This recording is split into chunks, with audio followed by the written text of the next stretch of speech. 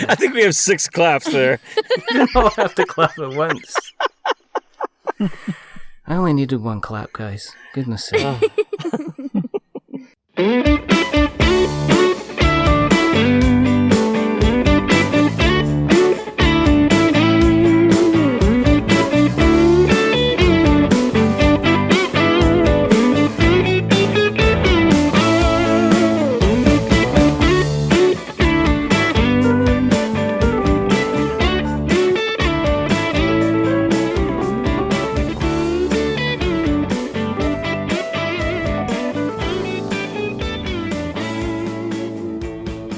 Welcome to We're Not Wizards. My name is Richard. I'll be your host this evening. This is another Friends of the Show episode, which I'm going to be making up as we go along. And tonight's title is going to be Roll for Perception. Let's take a journey with the Steel Empire. And that'll do. And joining me tonight are... I'm big fans of these people. It's Brian, it's Amara, and it's David from the Steel Empire, better known as A Quest for Magic and Steele. Hello, everybody. How are you? Hello! Hello! Hi! Hi! Hi, Amara. And there's Brian. Brian, say something, Brian. Hi, Yay! Brian. I'm a bear. Growl. Now, for anyone who isn't aware of A Quest for Magic and Steele, it is a weekly podcast in which a band of individuals are taking on a quest, and how many is there in the group? There's about 7 or 8. There's 5. 5. Well, there's 6. then... Yeah, 6 people, unless you count Amara's 10 characters she does. There's Okay. 5 players and a DM. That's pretty cool. And you guys started off the first episode was out in April of this year, so it wasn't too far after the first kind of couple of We're Not Wizard episodes.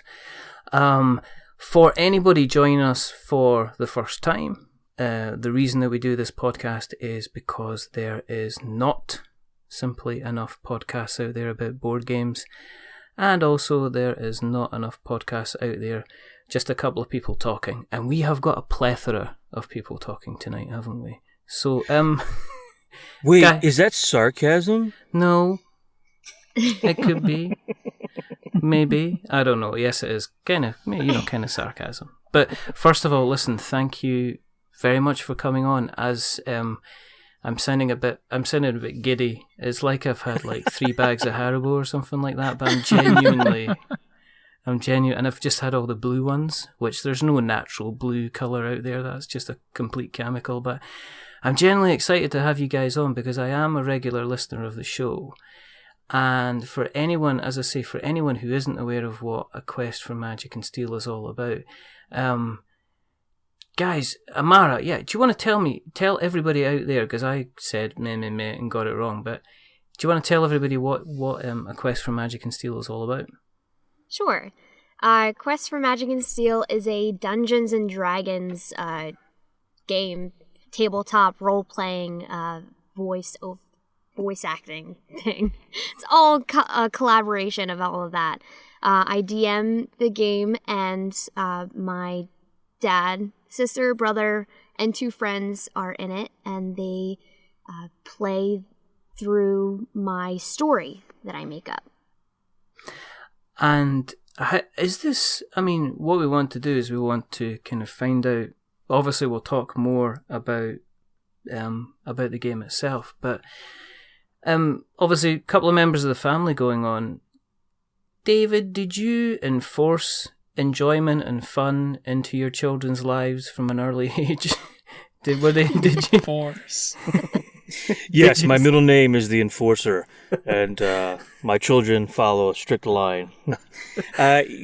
No, man, I'll tell you what, I've been blessed because they're all as kooky and crazy as I am, so it's been easy to get them involved in having a good time.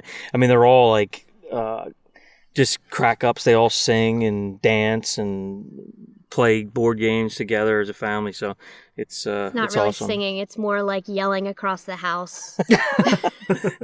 Anybody have a towel? I need a towel. Where's Do you the do it in shampoo? harmonies, though? Does anyone have a towel, a towel, a towel? Singing in the shower. Yeah, all the time. Singing in the rain. Stop If it, one David. person He's starts gonna- singing, then we all add. We're going to have to control David tonight because I can just tell he's going to be going off into little tangents and stuff like that all How dare evening you? if you don't stop him. Did you, as a family, when everybody was a lot younger, even David, did you play a lot of games together? Like, what kind of started the family kind of board gaming or playing together? I mean, is there games that you used to drag out and have the kids playing when they were younger, David?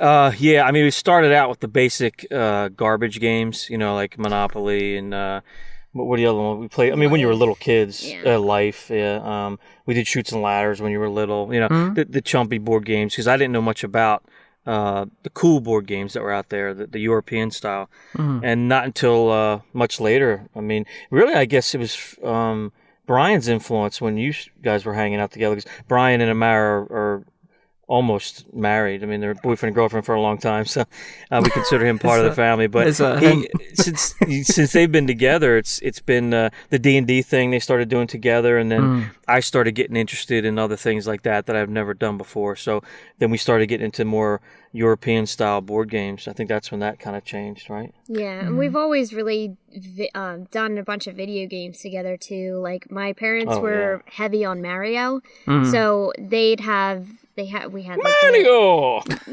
David? Nintendo 64 and everything. So they would play that, and we would always watch them and want to play it too. My mom was a big fan of that one. Oh my gosh, we got the Wii that we rocked. Oh that, yeah, remember? we'd always play Wii together, especially like the games. We would always compete against each other, and we were a big And the Wii music one too. family. Remember the Guitar Hero or something? We had like every instrument, the drums, we had everything. We had the microphone. We had a full band. So was it like the Partridge Family or something like that? Absolutely, no doubt, no doubt. Oh my goodness. So let's talk. Were you playing Dungeons and Dragons games before the whole quest for Magic and Steele came along? I mean, was that something you guys were regularly enjoying, or was it something that you mentioned Brian obviously brought that kind of whole thing to the table?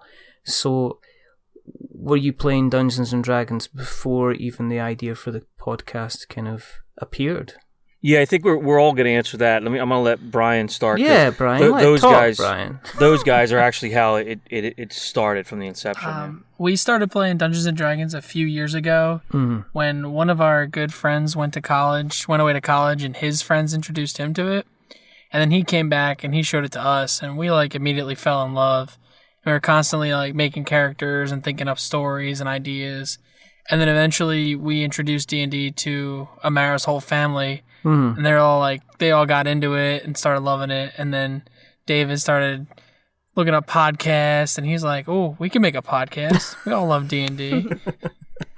So is it something that you've done for the last couple of years then? Has there been a regular Dungeons and Dragons kind of session in the house? And then is that what's happened on a regular basis? I wouldn't say on a regular basis, but here and there, whenever we could get everyone to sit down and play. Mm-hmm. Yeah, on our side, so Brian and Amara were the heavier ones in it, and they would go with their friends, and you guys had didn't you have 3 or 4 sessions going on with friends? We still have 3 or 4 sessions. Yeah, right. going Different on with groups, friends. and then with me, what happened with me and how I got involved in, I knew they were playing it. They played it at our house a couple times. They had the friends over. And I saw them doing it, and we're always busy, and we all have our own things going on, so it's hard to make time. We have to really make a concerted effort to get together and set up a time for it. So I started listening to podcasts a couple years ago, and one of them was I started looking up gaming shows, and I stumbled across the D&D one. Started listening to that, and it was really teaching you how to play it. It was Critical Role. Critical Role is the one on the online, right? Mm-hmm. I think it was Critical Hit was the podcast, right? Isn't Critical Role the one with Matthew Mercer that's on I don't know YouTube? specifics. Anyway, I think it's Critical Hit. Critical Role, one of them. Anyway, I wish I had it written down, but it's awesome. It's they've been doing it for years, and it's I guess but they do the rules pretty heavily, and there wasn't a lot of role playing involved in it. But I got to learn it. So then I went back to these guys. I went back to Amara and Brian and said, "Yo, I want to play this. I never got to play this. I love acting and role playing, and it sounds like a blast." So that's when I brought it to them. I said, "I know you guys do this. Let's do it here." So we got a couple other of our kids, right? Almost everybody, right? Except for Kaya, my middle daughter. Yeah. She didn't do it. And so there was 4 of us from my family, and then Amara DM'd, right, our first session, and we did a bunch, and then it was hard to make time. So, but yeah, we did it. We did a couple different runs, didn't we? Yeah, we played a starter pack, which is like what was it? D&D 5? Was it 5e starter pack? The starter edition. Yeah. We did a starter edition, and it was my first time DMing, so I kind of like brought them into it. It had pre-made characters, so they used those just so we didn't have to go through making the characters. Yeah. And actually, it might have been Pathfinder. Yeah, I think it was. I think we started playing the Pathfinder one. But yeah, we started doing that, and then my cousins were over. I think it was like New Year's. We always get together and we play games and all night. And they had come over, and I started a just random dungeon that they did, and they had a lot of fun. Yeah, it was cool. Yeah, just a one-nighter. Yeah. So, do you play? I mean, is role playing your thing? I mean, have you caught up with any of the kind of the newer board games which are going about, or are you purely kind of role play all the time? Brian and I like to do Dungeons & Dragons because of the role-playing, but we also just like to get together with friends. We do have a group, actually an old teacher of ours from high school, that we got together with, and every time we get together with him, we play a different board game. He's really board game heavy, so he likes the strategy kind of things and everything. So we played a lot of games with him. And like Dead of Winter. Okay. What's the other one? T.I.M.E Stories. Stories. Okay. That's a really good one. And the Betrayal at the House on the Hill. Yep. Yeah. Okay. Yeah, we played those kind of things. Those were really fun. How did you get on with T.I.M.E Stories? Because I've played T.I.M E Stories as well, and we found it was good fun. But we had a couple of kinks in the road when we were playing it due to kind of people changing and losing notebooks and stuff like that. Did you? There's a tale of woe, and you can hear it on a previous episode where we we kind of liked it, but then circumstances kind of stopped us from liking it, and because you can't play it more than once. How did you guys? How did you get on with that? Was that? Did you guys do it in one shot? We would do it in one shot. That's probably the best way. And we went to a game store, right? Yeah, we went to this small game store near our house, and we were just looking for board games to buy. And the guy that worked there had suggested T.I.M E Stories. He said he and his buddies had played, and there was a lot of fun. And so we're like, oh, why not? It looks fun. So we picked it up, and we've played through every expansion released in the U.S. so far with the same group of people. So we kind of make it like a thing. Yeah. I didn't even know that. That's awesome. Yeah, that is pretty cool. So have you, with playing with the same group, have you built up so you guys have a certain way of doing things then? Or are you kind of we'll just see how it goes? Yeah, we have one guy that is pretty much the scribe, and he puts down all the notes. So whenever we look at the cards, like, we'll talk amongst each other, and he'll like write it down so we have it for future reference and stuff. So everybody knows their role. We basically, yeah, so it's cool. Would you, I mean, with you having all the expansions, are you likely to, do you think you can play it? You can't really play it again, can you? Is it something you're going to pass on to other people then? Yeah, don't you know that you know how it goes, right? I think the best way to replay it is to take like one person from the group and then go play it with 3 people who have never played it. Yeah. And you kind of just watch how they go through it. Yeah. And kind of enjoy, like, live vicariously through those 3 people. And getting to watch them like redo or play something for the first time again.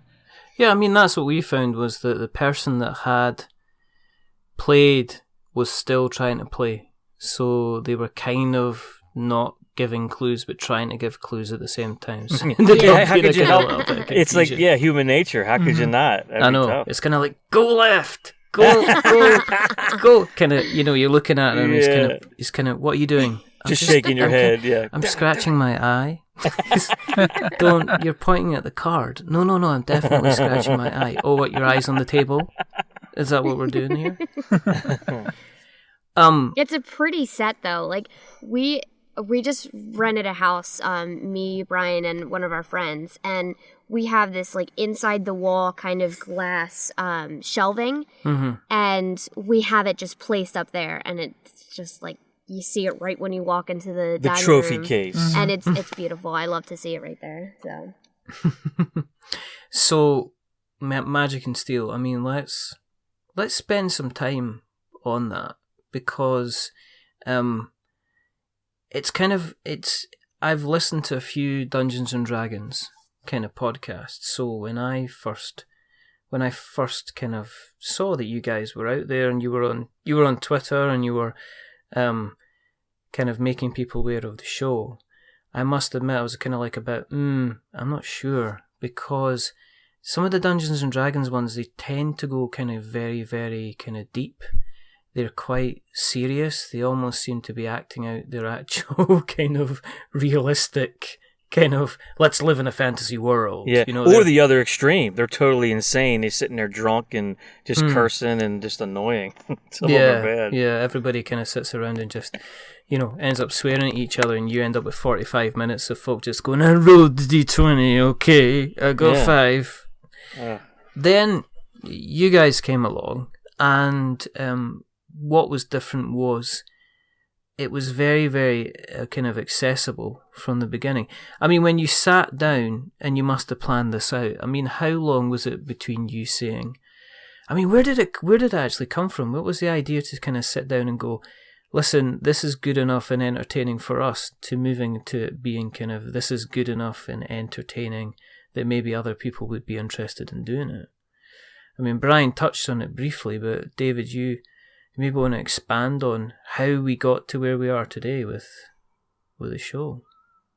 All right. Get on. Let's strap yourself in. You ready for this? Do it. Bumpy. It's time for me to talk. I'm gonna put some music underneath. I might put some music underneath. There you go. Let me get on my soapbox.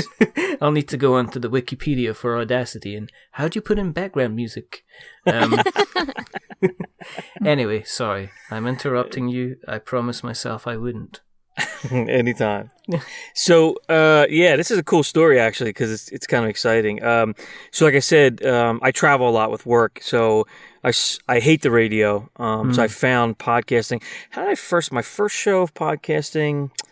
What was it? I think it was a gaming one. I think it was DLC, downloadable content, or I forget what it stands for, but Christian Spicer and Jeff Kanata, guys from out west, but they do a video game one, and at the end he has a tabletop session as well at the end of the show. Really entertaining. I enjoyed it. I liked the way the podcast was. So I said, oh, cool. So this is what podcasting is. I didn't even know, like most people, I didn't even know it was a thing on my phone. I have an iPhone. I was like, oh, okay, is that what that thing is for? And it's free. Oh, cool. So then I started searching, and I said, okay, well, let me look up gaming. So I looked up gaming, and then I just stumbled across some D&D ones. And I said, oh, D&D, I know Brian and, Amara play that, and let me check that out. I've never played it as a kid. I know I heard about it. So I checked that out, and that's where I found that critical... Here's a hit. Anyway, I'll tell you what we'll do, David, right? Is I'll find out what it's called, and then I'll go back and I'll edit the entire podcast. And then, you just change the voice. You just use my voice. Critical hit! That's what I'll do. It'll be like some really bad film dubbing. When they used to, when they used to dub kind of rated R movies for TV. Yes. It was just like the best one was like Die Hard. When he used to say yippee-ki-yay, and then it was something like, and on over here in the UK, because they went through, nowadays they'll let anything go through the TV and they'll just show anything, but back when they were growing up, they showed Die Hard, and they changed Bruce Willis saying mofo to Kimosabe, but they had the worst guy ever doing, I don't know who it was, if they'd actually got Bruce Willis back to do the voiceover, but he just went like that. He went, yippee-ki-yay, Kimasabi? That's hilarious. So that was it all the way through, and it was just like, this is so noticeable and so badly dubbed, it's ridiculous. But no, we'll you do give me that. flashbacks. You give me flashbacks of the Black Belt Theater I used to watch every Sunday when I was a kid, man. You killed my brother. The mouth moving all crazy. The kind of the dubbing over any type of kung fu film. I'm going to get you. This isn't going to work on podcast, you realise? Yeah. You can't see the mouth I'll fight you moving. for my honor. You can just imagine at the moment, I'm actually, even though nobody can see me, I'm doing a different mouthing movement. The mouth is still moving at this time. Who was it? It was your man on Police Academy that used to do that. Yeah, the sound effects dude. He actually was, and he was doing they turned him into Police Academy 3 into a proper, like, kung fu expert or something. Yeah. So he would fight people. Yeah. And Amara and Brian are going to be sitting there going, what are they talking about? You guys even see that? Dad and this weird guy on Not the yet, no, podcast. I really I need to know see of it. Police Yeah. Academy. He's all it becomes a robot. Yeah. Anyway, while you were rapping, I found it. It's Critical Hit. Oh, I there we found it go. in my podcast. Yeah, but I want to give them props because those guys are awesome. And anyway, so I found them. They do a pretty serious campaign. I think Rodrigo was the DM in that, and really entertaining. So I went back to like show 1, and it was like a couple years old. Started going through all that, and then that's when it hit me. I went to these guys. I go, yo, we should play at home for us. And then we started playing at home. I continued, so maybe a year this went on, and I continued listening to podcasts and listened to a bunch of different ones. I listened to news, I listened to some entertainment, some storytelling ones. And then I'm thinking, you know what? We could do a podcast. Did you use that voice? I did. I go, we can do a podcast. Exact But voice. actually, I just thought of something, so I got to back up because a year before we did this, I started doing voiceover. I made my own little studio, which actually we're in right now. I soundproofed a little closet. We cleaned it out, and I got put some insulation in, and we got some moving blankets, and I got a little computer in here, and I got a nice condenser mic, and I started doing some voiceover stuff, and I learned how to do that, listening to podcasts and reading some books. And then that's when I decided, hey, I got the studio. I was a DJ before for years, and I was in bands, so I know how to do the audio gear. I'm like, yo, we could do a podcast. So I talked to my oldest, Amara. I said, hey, do you remember this, right? Is this the way it was? So, and then I said, let's have a family meeting. I'd love to do this as a family. Meeting. Yeah, for real. I said, let's. I want to do this together because I have limited time. So I'm like, if we could do this together, we can all help out. Then this could be successful, because I can't do it myself. So I said, well, let's make some notes. So we all got together, everybody, right? It was, and Brian, of course. And so we had all 5 kids and Brian. So there were 6 of us, or 7 plus me. So I have 5 kids, and we went around and said, okay, here's some podcast ideas, and we went around and started throwing out names of what it could be, right? With the Steel Empire, and we, I even forget. We have the note somewhere, the notepad. We took notes, but we ended up, and we had to look at the domains, of course, made sure we could get it, and then we ended up coming up with the Steel Empire with the name from Steel from the family name, and then with the last E for entertainment. And I love it when you say that. It's so fun. It's every single time. And man. Other people can try and say it. I think I've heard Amara say it. I think, I've heard a couple other people say it. But you've got to say it. Otherwise, it isn't true. It doesn't mean the same thing. Entertainment. Nice. There you go. Yeah, so we went to Magic and Steele was what we decided on, a quest for Magic and Steele. And then we finally decided, okay, let's start doing it. Let's focus on the Steel Empire is going to be our network, and I'm actually working on a couple other podcasts as well at this time. But we said, well, let's focus on the D&D one because that's entertaining.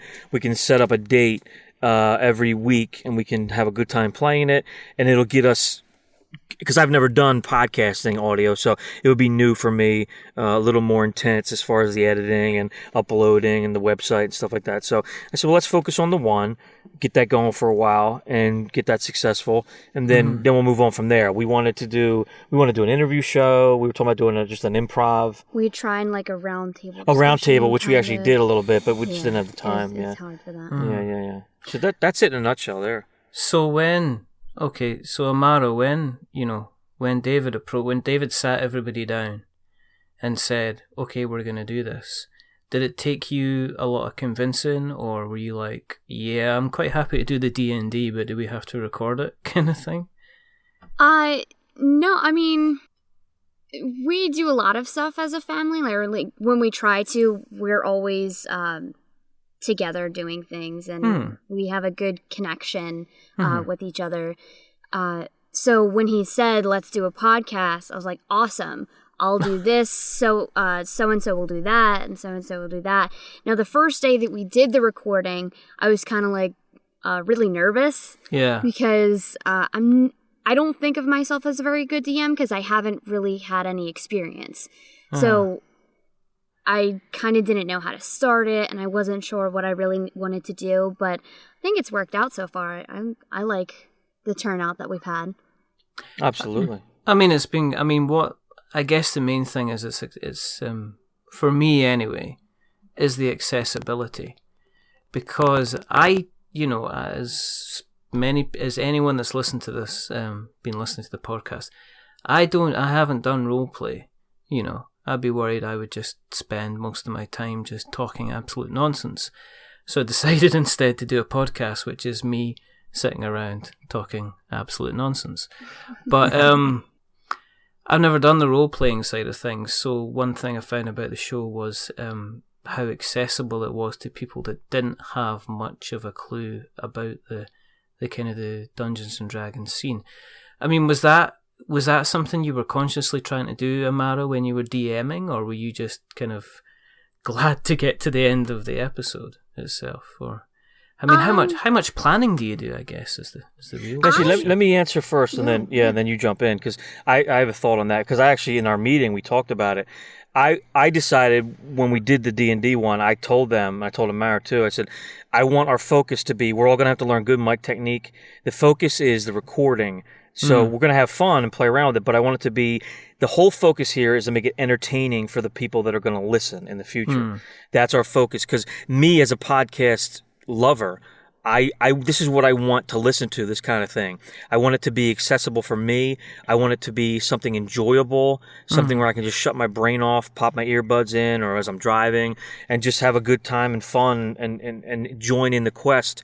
That's what I wanted to do, and that's how I brought it up to them. And then, Mara, what was your take on that?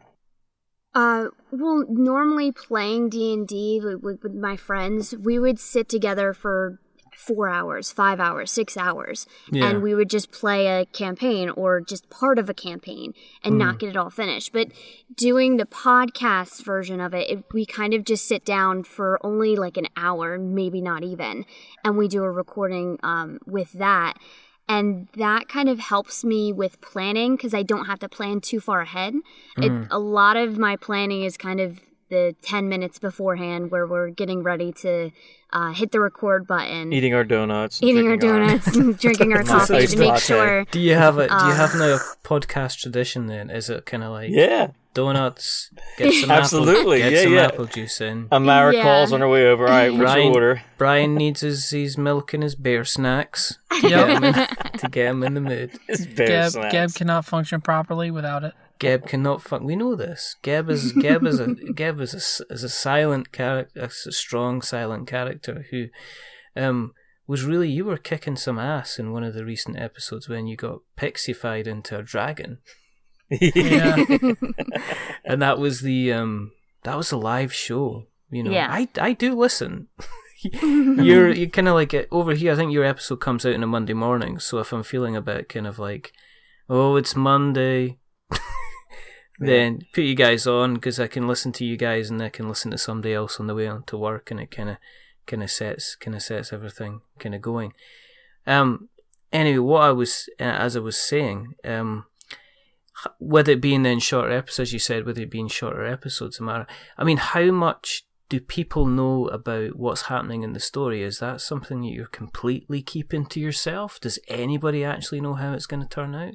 I mean, have you got an idea of how long the actual quest for Magic and Steele is going to go on for? Generally, for what they've been going through now, kind of the main evil villain is Zool. I have an idea of where I want to go with that and how I want it to finish. I I haven't told them the exact way, but I've told one person, Alicia. She's kind of helped me figure out how I can play the previous stuff that has happened into the last battle. So she's helped me with that a little bit. And Alicia plays Shakon. She's a friend of yours that does that plays D&D with you guys. Yeah. Shakon did one of the best bits that had me in stitches for ages. Which one? That was the...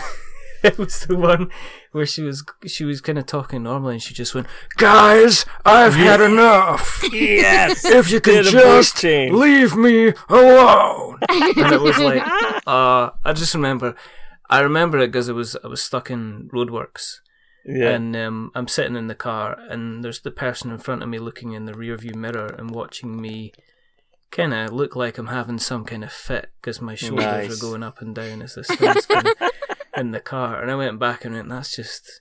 If you haven't listened, just go back and give it a listen, because there's some good stuff. For people that haven't listened to you guys before, it's little bits like that that just make it kind of... that make it just very, very funny. So yeah, and I know you can hear me on that one too, because I know I cracked up when she did that. My audio on that. Do you know what it is? It's because there's the and this is what I was saying earlier. There's definitely the kind of, this is the base rules. Amara obviously knows what she's trying to go for and where she's wanting to take people, and then there seems to be the freedom for you guys to go off and sing the Pokemon theme tune. Absolutely. For stars. Yeah, and you know what? That's the key that I love about it. And I tell these guys every time we're done, it's like, I think Amara's doing an awesome job because she has the general idea of what she wants to do, where she's going. Yeah. And we're all free to improv and just act off of each other. And I think as we've gone along, the chemistry is just great. And I think we gotta play off each other, and sometimes we go a little overboard, but and somebody has to rein us in, and she makes Stelly do things like to steer us. The biggest reason I have Stelly as an NPC that stays with the group is to help steer them if they get off of topic, way too far on topic. So, how difficult is it to avoid doing impressions of each other when you're kind of? Oh man, yeah. We do it a lot, don't we? Yeah. Especially like that one episode. I draw my sword. We do that all the time. Or when I created Maggie Morga, don't go back out the door and don't knock on it before you get in here. She says one of Marge Simpson's sisters. Yes. You don't marry that man. No doubt. Come on, we're going away, Marge. Give me a cigarette. Oh man. Yeah. As I say, but okay, for those, because we're talking a lot of stuff which people are going to be sitting there going, okay, you're doing different voices, and you're talking about Shakon, and you're talking about Aeschylus, and you're talking about Stelly. Do you want to give people, because there will be people that are listening to this that haven't heard, that haven't listened, and hopefully we'll get them curious enough that they do listen.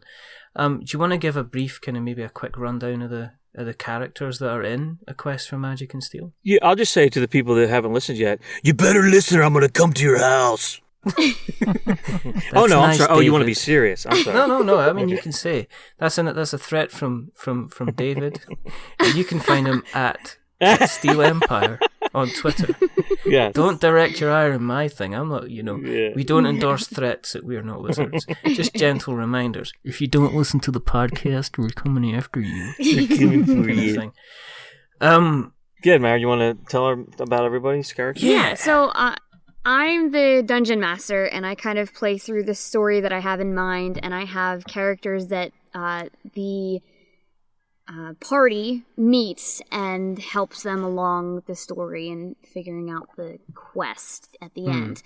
And then we have Brian's character, who is a elf druid, and his name is Geb.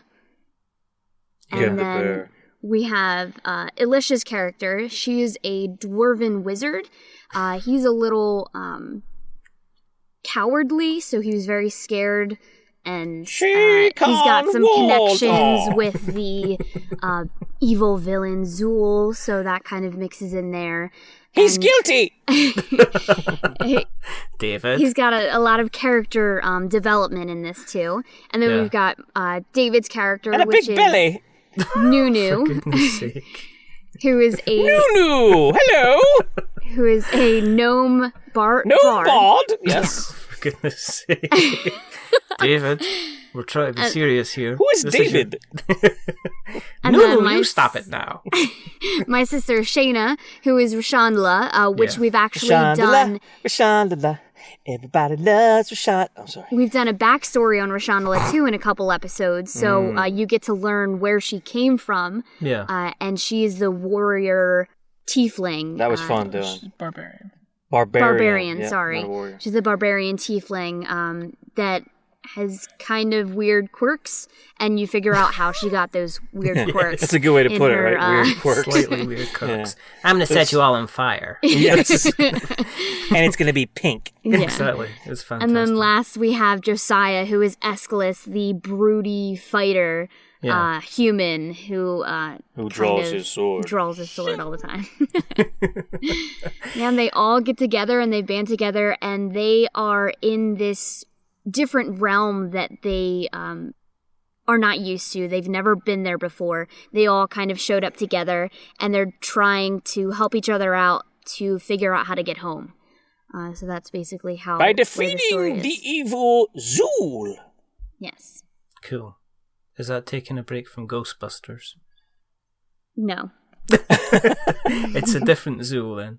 Yes. All right, because I'm a kid of the 80s, so I heard Yeah. Zool. Oh, who's Zool? Is that Zool? Is that his name? Yeah. In the Ghostbusters? Yeah. Get out. Which one's that? The guy from the painting? Who's No, Zool? that's Ghostbusters 2. Which one? The first one? That's the Yeah, first the one. first one. Who's Zool? Who is it? The main bad guy. Zool is the, Now the wait a demon minute. thing. Sigourney Weaver, right? Is that the first one? Sigourney She gets Weaver's the first possessed? one. Yeah, And that- she gets and turned that's into a Zool? dog, yeah. Yeah, No. she's Zool. No, is she? Yeah, well, she gets possessed I'm by confused. Zool. No, Gozer's the main bad guy. Zool is the one that gets possessed. I'm confusing myself here. You're confusing me. I'm just in a general state of confusion. Yeah. As DM, are there points where people will make decisions which you have to pull it back? Because one of the things I was talking about recently on a podcast I was on was they were playing a game called Dread, and Dread basically is where you make kind of main decisions, but how you make a lot of your major decisions is by using a tower of Jenga. And basically you say, okay, I am going to silently go past these 3 guards that are sleeping, and they'll say, okay, check the tower. And basically you have to push the block of Jenga out. And you have to push the block of Jenga out, and if you successfully push it out, then you get past the guards. Cool. But then there was a room that people wanted to go into, they didn't want them to go into, and they had to write in something to make sure they went in one direction as opposed to going in another direction. How difficult or how easy has it been to control the group? You know, there was one scene where you guys were like mucking around a waterfall. I mean, how difficult is it for you to make sure people are staying on track, Amara? And do you kind of plan for all the eventualities, or do you just let it kind of happen? With the story that we're doing now, I kind of let it happen. Especially that waterfall scene. When I originally was driving to our house to get together and start the podcast, I wasn't thinking about that. They were at the waterfall and they were just going to go to the hut and finish everything, or whichever they did in the next episode. But then my dad had ended up saying, oh, what if Rashandala throws Shaycon into the water? I said, wouldn't that be funny? Wouldn't that be funny? And then I just thought, I was like, wow, what if he throws him in the water? And then what if he doesn't come up? And then what if there's anher thing down there? And But that's how then it could changed the help- whole thing. And it totally changed the whole thing, which I was fine about. I kind of had to do a quick searches to figure out what kind of monsters I wanted in there, Right, or the what kind enemies, of animals I wanted to be in there to make the characters. But then I started going on a tangent in my brain and thinking about what they would encounter and everything. So that kind of helped, and that was awesome. But then that's the reason I have Stelly too. So if there is a place that I don't want them to go, Or if they're taking too long to get somewhere, which it's happened a couple times, I just kind of throw her in, and then she's more powerful than, like, I kind of make her do whatever I want. She's not a normal pixie. She can do basically almost any magic. I knew she was OP. But the reason I do that is to kind of help them out and push them in the right direction if they aren't doing something. So. Okay. Well, that's cool. Improv. Improv is always the best. I mean, that's one of the key things, is that there is usually a good 2 or 3 minute stretch in the kind of the episode where it goes, there's a lot of infighting, and you kind of get, it's hard to say, but you can kind of tell there's a group of people that are there to have a kind of a bit of fun, because there is kind of infighting. I don't think I've heard a lot of other podcasts where, you know, the D&D stuff where you'll say, well, I'm just going to turn around and smack them just for being stupid, kind of thing. And it is almost like there's a little bit of a family kind of didynamic kind of going on. I mean, is that something you guys, again, did you just decide from the beginning that you didn't want to take yourselves too seriously, or did you say, or is it something that's come into its own over the piece? I think it's natural, right? Yeah, I mean, it's mostly a natural thing because we're so close. It kind of just comes naturally. I mean, and also like we were saying, we want the audience. The reason we're doing this podcast is for the recording, not just the game. I mean, yeah, it's fun, but we're trying to get connecting with people and have them like what they're listening to and find it funny. So that kind of probably helps us just stay on point and kind of do whatever. So okay, Rashandala, does she have that personality in real life? Because she likes to mix it up. She's cheeky. She's definitely cheeky, right, Shayna? No, yeah. Shayna, she's the second born. So yeah. She's definitely I mean, obviously she's not that far out, but no, she's definitely. I mean, she doesn't have horns and. Well, I'll tell you, when she was little, man, right? She was the one that was always. She used to sing songs and make up all kinds of stuff. She has such a good improv mind, or just a quick thinker. She could snap back a comment to you right after you said it, like not even a second before. Yes, she's that kind of person. So that kind of helps her make Rashandala, and that makes it easier for her to do that kind of stuff. Yeah. Okay. I mean, one of the other things is that it's quite clear that when you're playing along is that you're not particularly kind of combat focused. I mean, when I'm at the club, there's generally a lot more. The DM will bring on like more battles to happen, a lot more fighting. There'll be groups to ward off and stuff like that. Was that something that you guys decided that you didn't want? You wouldn't want there to be kind of a lot of battles involved in the games? Because my dad and my brother and my sister, they're not really used to playing D&D yet, so they have a hard time figuring out. What are you talking about? I'm awesome at it. Figuring out what their stats do or what dice they need to roll. So which one's the we've 10? kind of come to the point where I've tried to put in a couple more battles, because in the earlier episodes we had a good battle. Like when they went through the temple and everything, that went by pretty quickly. Shows, that was good. Yeah. But then I tried to add in a couple more, and the one 45 shadows. Basically there was an episode that was 26 minutes. It was 60 minutes. Yeah. We cut out like 30 minutes almost all fighting the battle. Yeah. Because it just dragged on and it was really slow and boring. So after that, I kind of pushed away from the fighting, and if there's an encounter, it would just be something that they can basically all do together with one big boss, because it's easier for them all to focus on the one, rather than if there's like 7 different things. That's a little harder for them. You know what, Richard? This is really good because the truth's coming out. I'm glad we're talking to you right now, because this is like a counseling session. So now I know the truth, that she really doesn't want us to play with her. She wants a new group. She wants a new group that knows how to fight. It sounds like no doubt. this is, Amara is looking like she wants, like, real people to combat and battle. Hey, you know what I think too? She's ended too, up with you guys, and you know what it's like? It's like being told, go to your room and play with your little brother. I don't want to play with him because we can't play anything exciting. I don't care.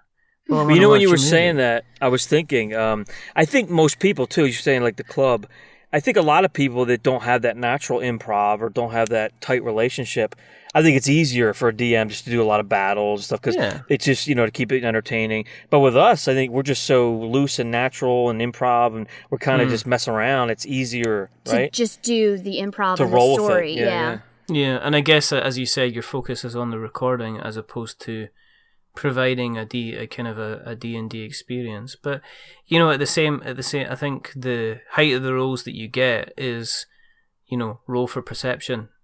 I think is the main one. Yeah, we do a lot of like stat roll, like that kind of rolling.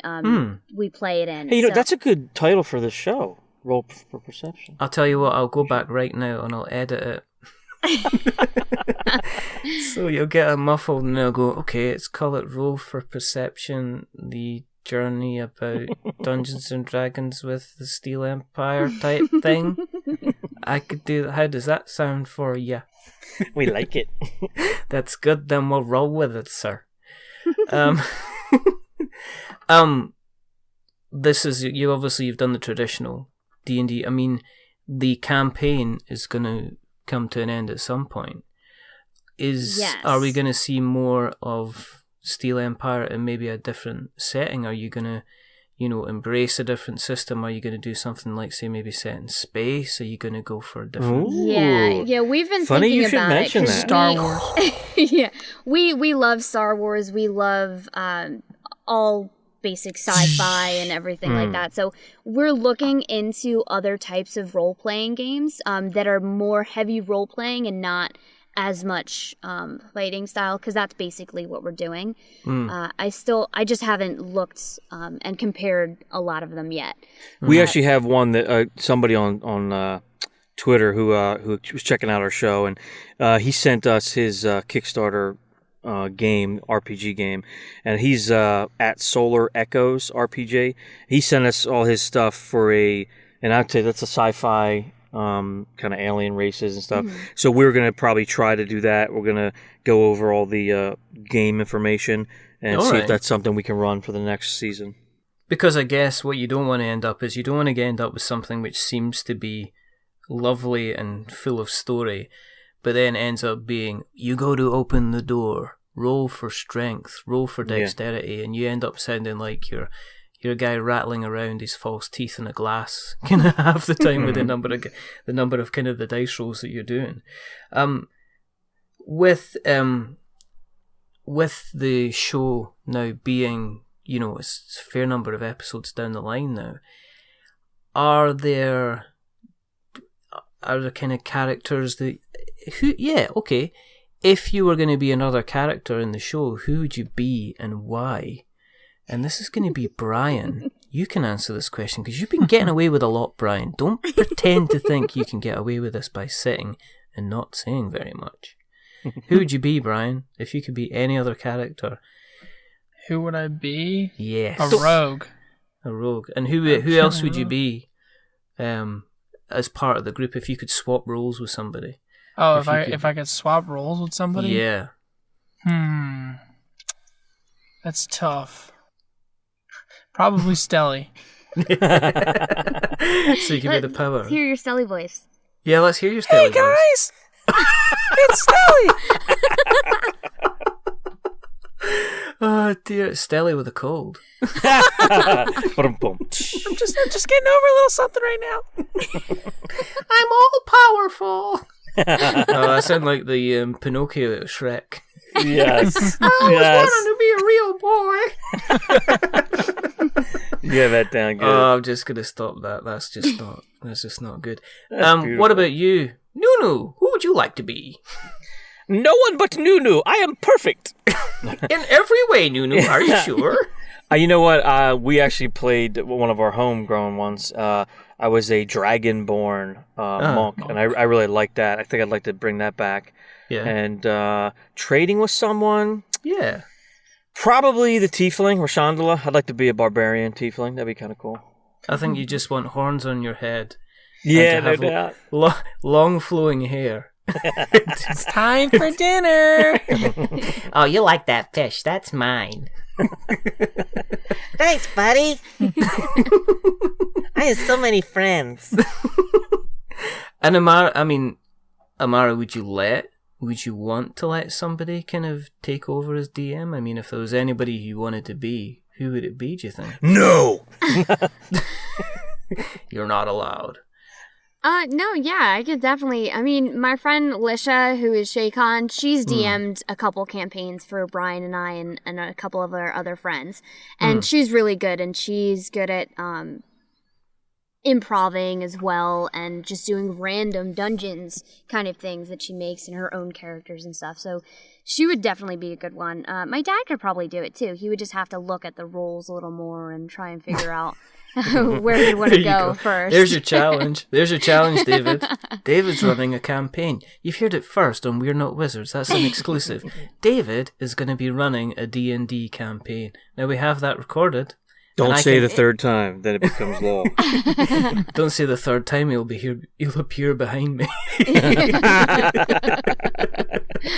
But is there another character when you hear what everybody else is doing, is there anyone else you would have liked to be, you would swap places with in the group, Amara? Well, yeah, I'd like to try and do all of them. I mean, they're all so good and they have like their different quirks and stuff. And I would like to add my own kind of improving to each of their kind of characters. So like, for example, Shaycon, because he's so like scared and cowardly, but he kind of is getting over his fear, I'd like to act that out. But I mean, Nunu, I love singing too, so I can just make up songs off the bat. Like whatever someone says something, if it's part of a song, it comes right into my head. So I'm just gonna sing it out and blurt it out. So that kind of thing. Aeschylus, brooding. Yeah, I'd like to be a brooding man with beautiful hair and a draw my sword. Shing! Do you feel kind of protective of them now you've been playing along with them as a group? Are you ever tempted to kind of make things, do like a house rule and make things slightly easier for them to make sure they get through? You know, Stelly just goes around, destroys everything, basically clears the way. Yeah, I am, definitely. It kind of depends on who it is. If it's Brian's character, I'm not that sympathizing with, because I know he can handle it, and even if his character was to go down, like I could find a way to bring it back up. But yeah, like the recent episode that we actually just recorded that hasn't gone out yet, we do have a battle, and one of the characters right off the bat goes down and gets knocked out. Don't tell him about it. So I used Stelly to help, but Spoilers. I kind of felt bad that they got knocked down just right off the bat. So Stelly went over and healed them, so they got right up and were able to fight. Oh, gonna have to hold this back until after that release of that show now. No, it's fine. It doesn't, because otherwise I'm gonna have to put a big huge spoiler warning. Yeah, spoiler alert. Spoiler alert. Extra work, Amara, for goodness sake. You know how long it takes for me to sit and record another piece and then edit it into this piece with, hi, here's a spoiler warning for the show. And then I have to type in capital letters on the show notes. You know how long that takes? Minutes. I have to hit the cap blocks bar. Shh. I don't need you interfering with this. This is me. This is me laying it down. Laying down the law. You know. Have you? Is there going to be how much longer can you see it lasting? I mean, is there months in it? Is it going to be? Are you going to make it last a year? Have you got a plan? Have you thought about that? Are you not going to tell me because it's like that would ruin everything? No, we're definitely really close to the end battle. They're getting close to going to find Zool. I mean, they already know it. So the last place they need to go is to the tower, and they're basically in search of a item that helps them get into the tower, and that's basically where the last battle is going to be. So once the last battle happens, there might be one more episode where it's a lot of just like them saying goodbye to each other and then going to their regular homes and everything like that, and maybe even just viewing on each character to see where they are after their campaign has ended, kind of thing. Are you going to have an epilogue then with like kind of piano music and similar? Piano or like style, a small violin, like a sad violin playing. Possibly, I was thinking maybe the music from the end of the Incredible Hulk piano music. Ooh. David. Oh yeah. Dee dee dee dee dee dee Yes. dee dee dee dee. And then you can just have them all walking away. Yeah. I've just copyrighted that. That's mine. That's my idea. Actually, I think I might want to record your voice doing that. No, because I'm off key. Just totally. I need That's what makes it better. my left pinky needs tuned. That dee dee dee dee dee. It's just not happening for me. I've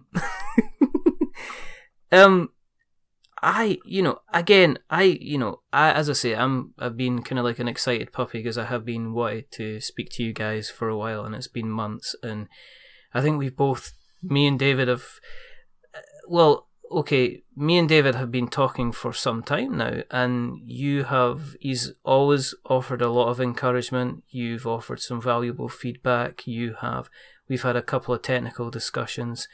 You stepped in and you tried to help us when we lost that particular episode that almost had me into. So it was just, in public, I wanted to say thank you very much for all your help and support from all you guys since kind of We're Not Wizards kind of started out. If, and I can only thank you for coming on because I know you've probably got better, more fun things to do than to speak to this guy on the other side. But if people want to find you, if people have listened tonight and they went, this sounds good, how do I get involved? How would they find you on the interwebs? www.magicandsteele.com. Don't forget the last E for entertainment. STEELE. Fantastic. Yeah, that's our website. And then, of course, we're on Twitter. As Empire Steel. Right. And Brian, do you know our email address? pods@steelempire.com. Yes. Okay. We didn't even test him on that. He had that on his own. Yeah, don't forget the last E in Steel. There's a lot of E's in that, Steel Empire. So yeah, but magicandsteele.com with that last E, because you can get everything on there for that show. You get every show's on there listed. You can listen right from the website. There's also links for iTunes or Google Play.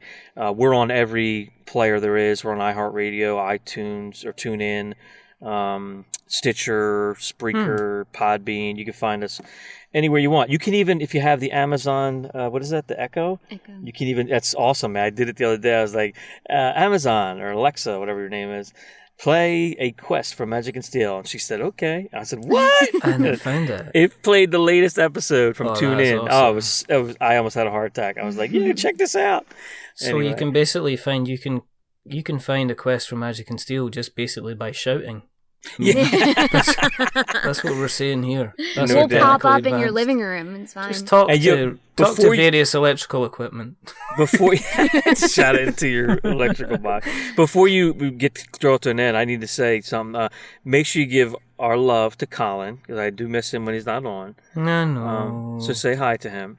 Colin is good and well, and he is. Yeah, he's. I don't know what he's doing tonight. That's cool. He's probably saving wildlife in the forest just now. He does various different things. I'm pretty sure he's a superhero when he's not hanging about with my good self. But he's doing very, very well. We've got a couple of things kind of coming up very soon, which are very, very exciting. Which I'm not going to say yet because I just like to spring surprises on people. Nice. But if people do want to keep an eye on what we're up to, then you can find us on Twitter. We're Not Wizards. You can go to our website, we're notwizards.com. You can find us on Instagram. Guess what? We're Not Wizards. You can even do that funny thing on iTunes where you go and search for stuff. And if you search for We're Not Wizards, we are in that list. You can email us, magic@we'renotwizards.com or .co.uk. Guys, this has been a long time in the making, but I have thoroughly enjoyed kind of speaking to you. Remember that as I say, I would wholeheartedly recommend jumping on and giving the show a listen. It is a fantastic little listen. It's of exactly the right length that you need to get you perked up and perky on a Monday morning. And there is one more thing to say, is to remember that we are many things, but we're not wizards. We're not wizards. Are we wizards, guys? Nope. We're not wizards, Harry. No, that's good. That's why I'm glad Shaycom wasn't on. Because he would have went, yes, I am. I'm an all-powerful wizard. Get out of it. But guys, listen, many thanks for coming on. I've really enjoyed speaking to you. And Oh, hearing thank all you. about It's our pleasure. The story. And so it's one last thing to do, which is a big goodbye from me. And it's a goodbye from Brian. Bye. It's a goodbye from Amara. Bye. Have fun. And it's a goodbye from David. Adios. Oh, sweet. Okay, and for me, bye-bye.